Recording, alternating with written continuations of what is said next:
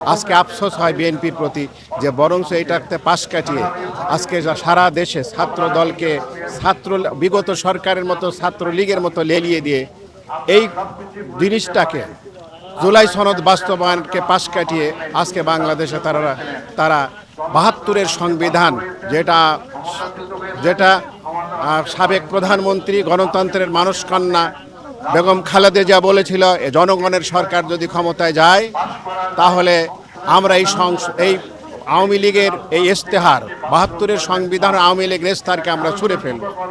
এই কথাটা বিএনপির তদানীন্তন সব নেতারাই বলেছিল, অথচ আজকে সেই ৭২-এর সংবিধান তাদের প্রিয় ৭২ সংবিধান নিয়েই থাকতে চায়। অথচ জুলাই যোদ্ধারা ৭২ সংবিধানকে খালেদা জিয়ার সাথে একমতে ছুঁড়ে ফেলে আগামী দিনের এই শহীদ পরিবারের যে স্বপ্ন ছিল সেই স্বপ্ন বাস্তবায়নের প্রচেষ্টা, সেই বাস্তবায়ন যে কোনো মূল্যে আবার জুলাই প্রয়োজন হয়, আবারও সেই জুলাই আমরা মাঠে নেমে এই বাংলাদেশের জনগণ জুলাই মাঠে নেবে, জুলাইয়ের সনদ যে কোনোভাবেই পূরণ করার চেষ্টা করবে।